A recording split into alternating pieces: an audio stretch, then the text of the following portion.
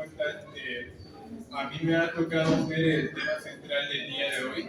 En esta ocasión quiero hacer un pequeño análisis de este libro de la Biblia, el libro de Jonás. Entonces, para empezar voy a hacer una pequeña oración. Padre nuestro, quizás los cielos, gracias por el día que nos ha pasado. Esperemos que en el día de hoy se pueda entender este pequeño mensaje que se ha preparado y que todos podamos captar el mensaje de este libro, que a pesar de ser corto es muy bonito. Gracias por todo. Entonces te lo pedimos en nombre de Jesús. Amén. Entonces mi objetivo el día de hoy es que ustedes puedan entender mejor al momento de leer este libro. Que tengan un panorama más amplio. A mí me han servido estos datos que encontré para poder entender el libro de una mejor manera.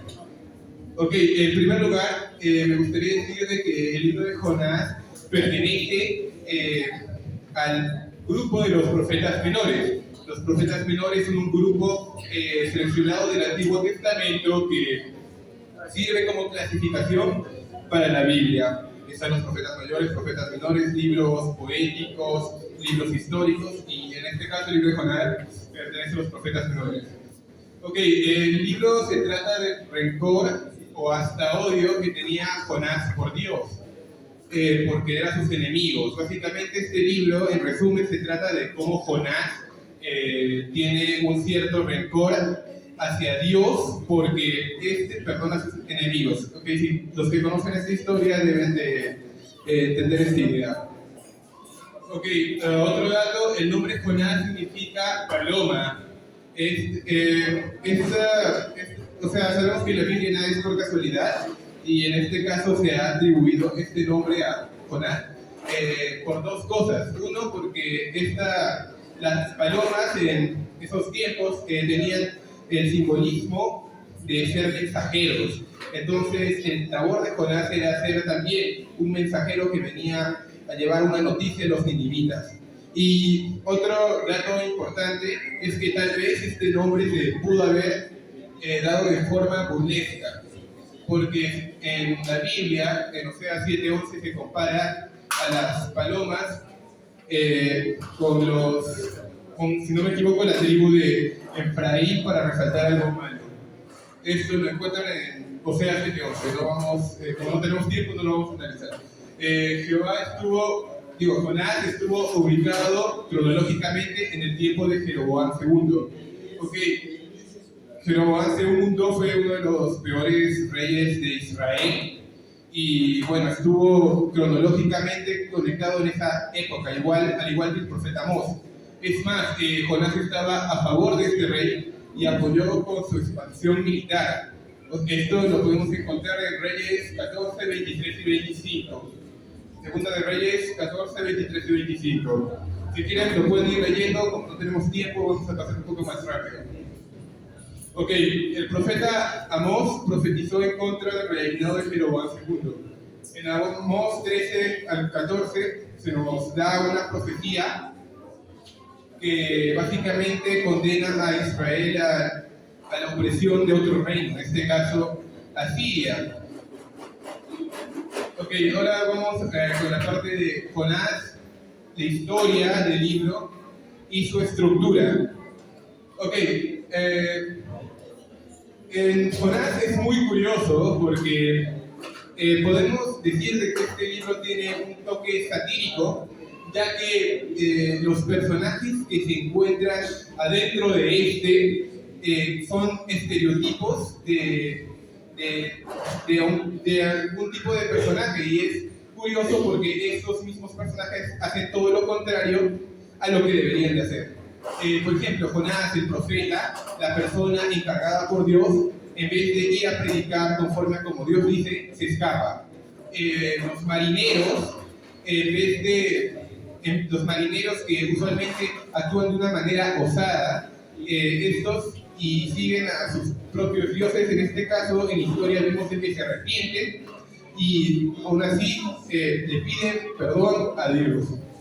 Y luego está el pueblo de Nínive, que se arrepiente junto a su rey. Lo más esperado es que no lo hicieran. esto lo vamos a demostrar un poco más abajo cuando analicemos un poco a profundidad el libro.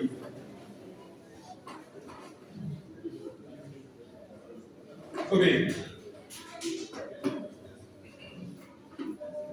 Ok, ahora vamos a ver el capítulo 1, un pequeño resumen, nomás para poder entender esto.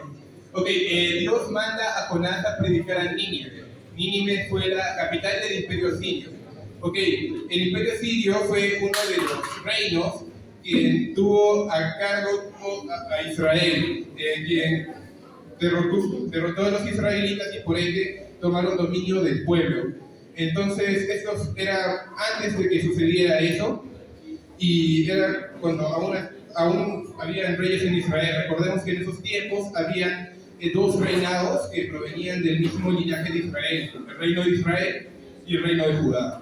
Los asirios conquistaron el reino del norte, o sea, al reino de Israel, y los babilonios al reino de Judá. Bueno, entonces, este capítulo inicia con Dios mandando a Jonás a que vaya a Nínive a dar el mensaje de que si no se arrepentían, iba a ser destruida la ciudad. Ante esto, Jonás hace lo opuesto a lo que hace Dios. Prácticamente, según estudios bíblicos, se nos da cuenta de que Tarsis probablemente, muy probablemente, porque no se tiene una certidumbre de este dato, pero muy probablemente estaba en el lado opuesto de Nínive. Entonces, Jonás, ¿qué hace? Va a Jope, que era el puerto más grande de Judea, y de ahí se va a Tarsis, ¿no? Entonces, Dios ante esto hizo soplar un viento que originó una gran tempestad, que generó una gran tempestad que hizo que los marineros se asustaran. Entonces vamos a leer Jonás 1, 4 y 5 para que vean esto, porque quiero resaltar en esta parte cómo los personajes estereotipados del libro hacen lo contrario a lo que deberíamos esperar que hagan. Entonces, Jonás 1, 4, 5, 6. Pero Jehová hizo levantar un gran viento en el mar y hubo en el mar una tempestad tan grande que se pensó que se partiría la nave. Y los marineros tuvieron miedo y cada uno clamaba a su Dios. Y echaron al mar los enseres que había en la nave para descargarla de ellos. Pero Jonás había bajado al interior de la nave y se había echado a dormir. Okay, entonces es irónico, ¿no? Como los marineros expertos en navegar las aguas tenían mucho miedo mientras que Jonás, el profeta, estaba durmiendo, ¿no? Y dijeron a cada uno de sus compañeros: venid y echemos suertes para que sepamos por causa de quién nos ha venido este mal. Y echaron suertes y la suerte cayó sobre Jonás. Ok, entonces aquí es la parte de la historia muy conocida, ¿no? Que echaron suertes y que detectaron que era Jonás. Luego, capítulos más abajo, nos damos cuenta de algo muy impactante, ¿no? Que los marineros echaron suertes y se dieron cuenta que Jonás era responsable.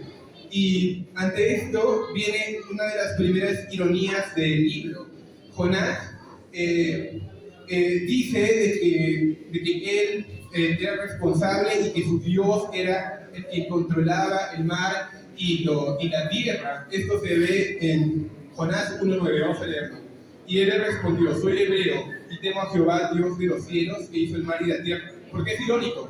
Porque Jonás estaba intentando escapar de Dios, pero él mismo sabía de que Dios era dueño de la tierra y bueno, del cielo. Entonces esto es algo irónico, ¿no? Este libro tiene muchas ironías y es algo interesante porque la estructura del libro en sí, los capítulos impares, el 1 y el 3, son historias puras y concisas. Y mientras tanto, el 2 y el 4 son oraciones que hace Jonás, ¿no? Y al final pasa algo después de esas oraciones. Ok, entonces del 1 al 10...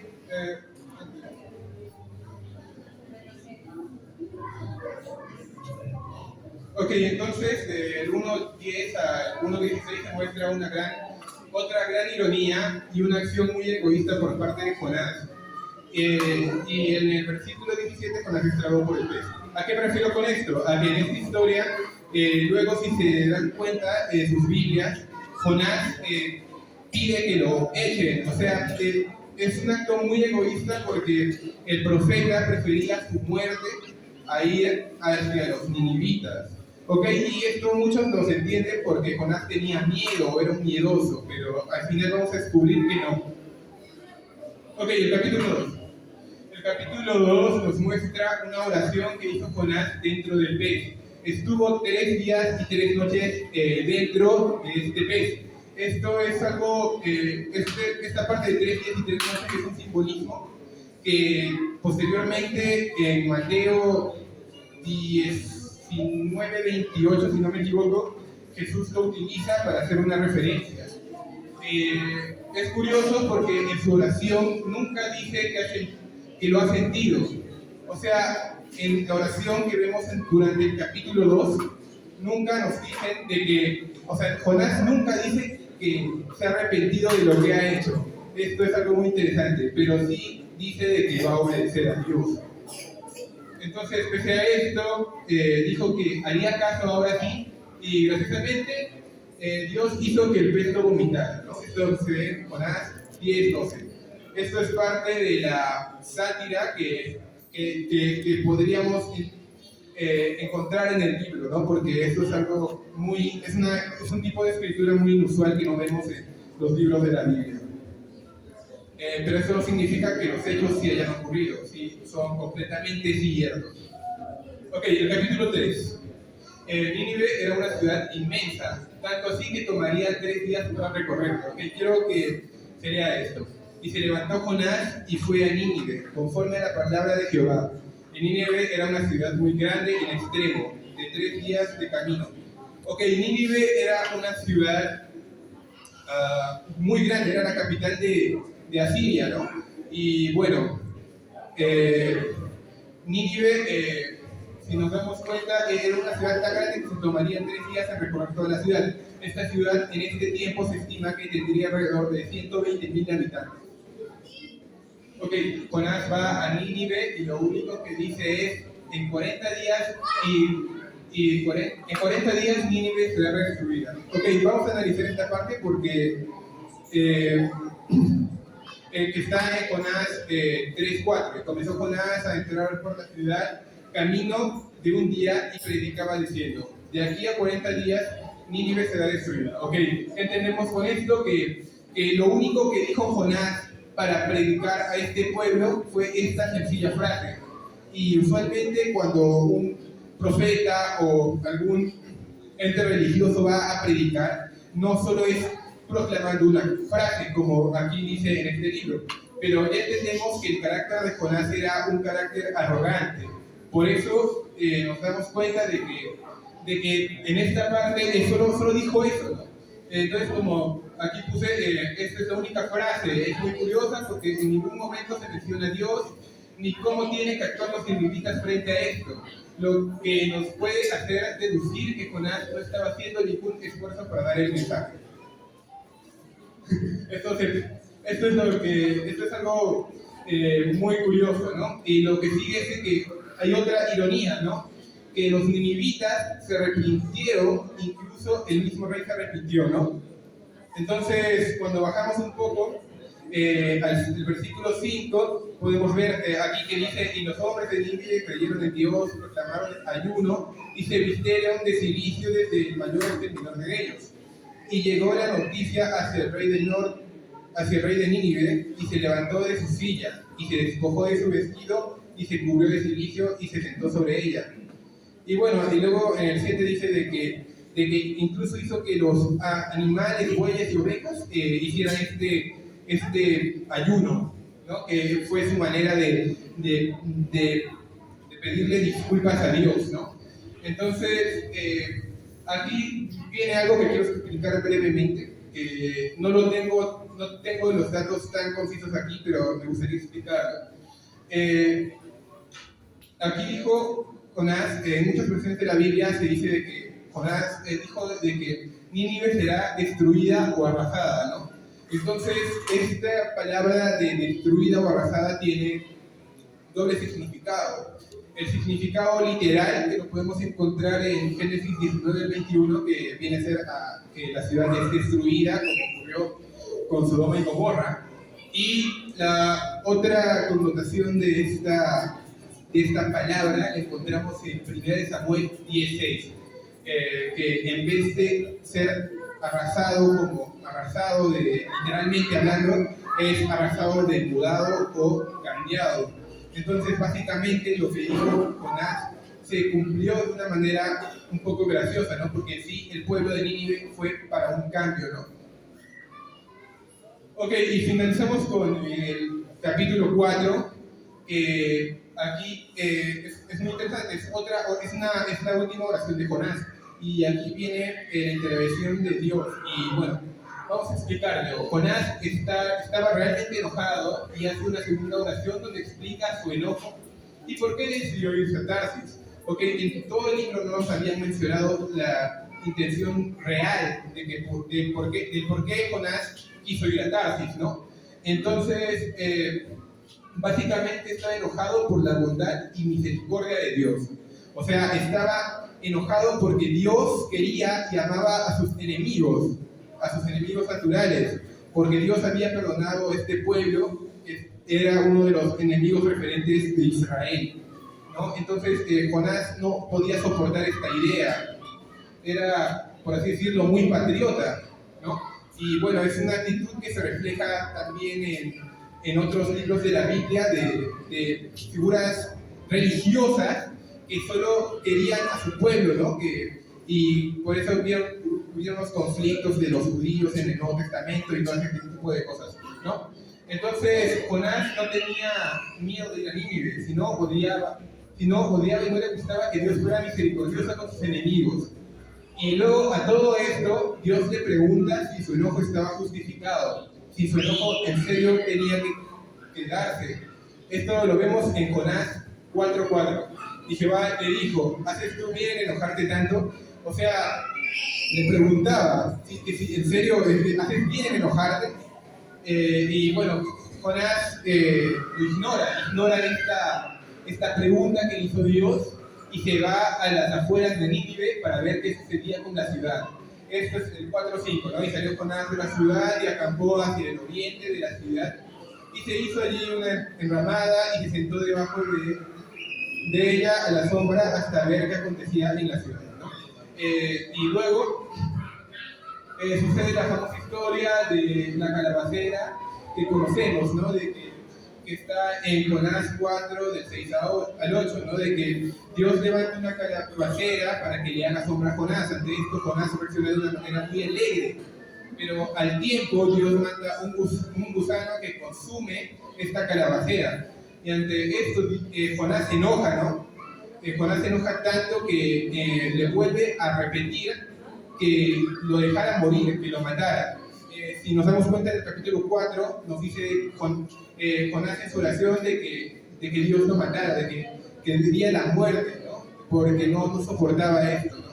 Y bueno, al final de la historia, Dios le hace tratar de entender a Jonás comparando a la calabacera con los humanos, ¿no? Y cito la parte de Jonás 4:11. Y no tendré piedad de Nínive, aquella ciudad donde hay 120,000 personas. Entonces, aquí básicamente Dios le está tratando de hacer entender, ¿no? O sea, si una calabacera fue tan importante para ti, siendo un día que la disfrutaste, ¿cómo no voy a querer a 120,000 personas que quieren ser salvas, ¿no? Y bueno, ya ahora estoy finalizando de verdad. Vamos con el objetivo del libro. El objetivo de este libro es hacerte pensar, ¿no? Trata de poner el dilema de que si está bien que Dios salve a sus enemigos, ¿no? Este es un conflicto que usualmente radica en muchos de nosotros, ¿no? Y bueno, básicamente, cómo tenemos que tratar el libro es reflejando a Jonás en nosotros, ¿no? Viendo que tenemos algún tipo de Jonás en nuestro interior y tratar de hacer lo mejor, siempre, ¿no? Entonces, aquí las preguntas que Dios les hace a Jonás van dirigidas hacia nosotros como lectores.